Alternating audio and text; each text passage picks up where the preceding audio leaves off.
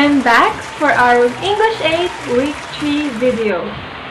Are you familiar with the words can, could, will, would, may, might, or ought to? If you are, yes! These are examples of modal verbs or modals. So for this week, we'll be discussing the different functions of the modal verbs in each sentence, the different ways and how to use them.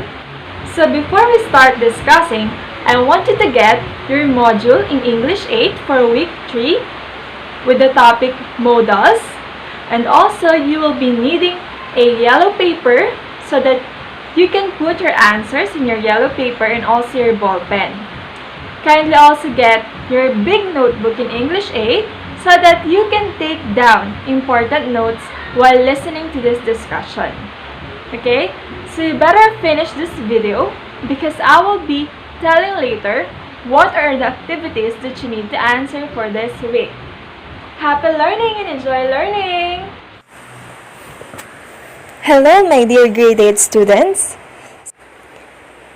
So have you tried expressing your ideas but you always experience difficulty in choosing the correct term to express the meaning that you want to convey?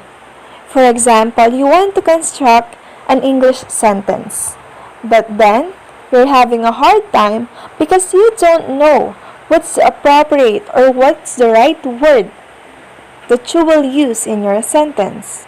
Therefore, if you construct a sentence with the inappropriate word, it will lead to misinterpretation. So these are the common problems that lead to miscommunication and misinterpretation if not observed.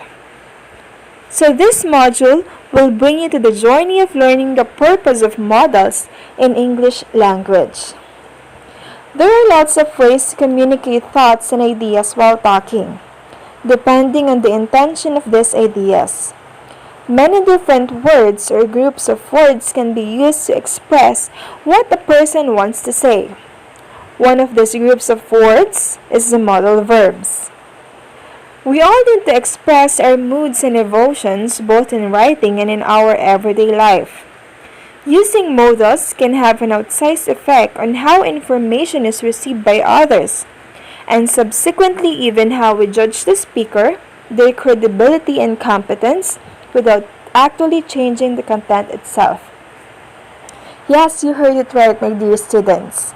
Modal verbs are very important for us to express our moods and emotions whenever we speak. It also provides us, or it also highlights our credibility when we speak with the proper use of modal verbs. So at the end of this module, you are expected to identify the different modal verbs. Okay, just like what I have mentioned in my introduction a while ago. But guys, those are just only some of the commonly used modal verbs. In English, we have lots of modal verbs, but we will be using only the commonly used because these are the common words or common modals that we use in our day-to-day conversation with other people. Next, distinguish the functions of each modal verbs.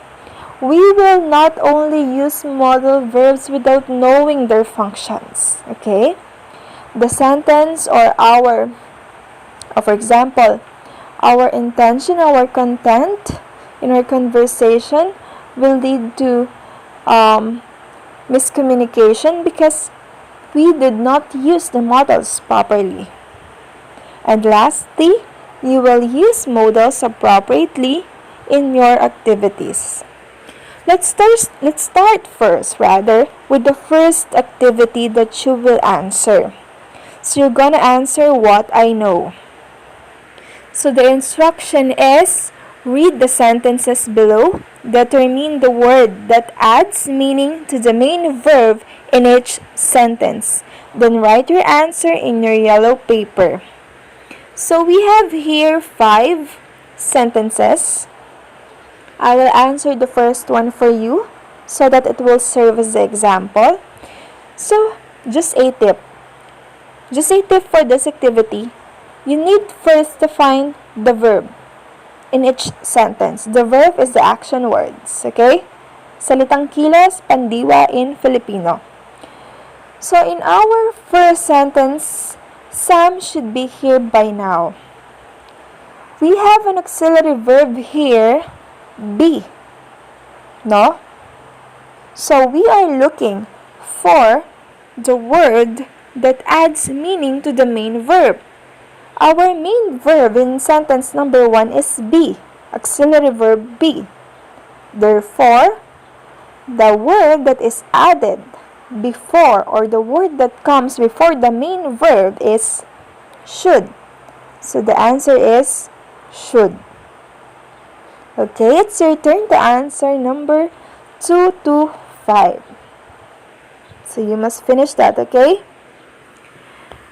In English grammar, a modal is a verb that combines with another verb to indicate mood or tense. It is commonly used to express your degree of certainty about an outcome or the possibility of something and the attitude of the speaker to the action. The most common modal verbs include must, shall, will, should, would, can, could, may, and might. So you must remember that. So another activity for you to answer. Oh, but before that, I'd like to highlight this one. So modal, this is the definition of modal. It is a verb that combines with another verb to indicate mood or tense. If a certain action or outcome is possible or not. Okay?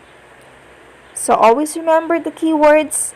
Modal verbs combines with another verb to indicate mood or tense. Okay? So another activity for you to answer. Activity number 2. Choose the statements that best describe modals by writing the word fact on your yellow paper. So this is just a test of your stock knowledge or what you know, okay? So number 1, modals are also known as helping verbs. Number 2, it indicates mood or tense. Number 3, it expresses degree, certainty, or possibility. Number 4, it is called main verb sometimes. And number 5, must, shall, and can are modals. Alright, so upon reading the statements now, you're gonna write fact if the statement best describe modals. So if you listened a while ago in our definition of modals, you can easily answer this, okay? Did you know that modal verbs in English differ from other verbs? Okay? It doesn't mean that when we say verb, these are all the same. The definitions are all the same. So let's separate modals from the other verbs, okay? So they differ in the sense that they are used separately and do not indicate a specific action or state. And they only reflect the modality, meaning to say the mood or the tense.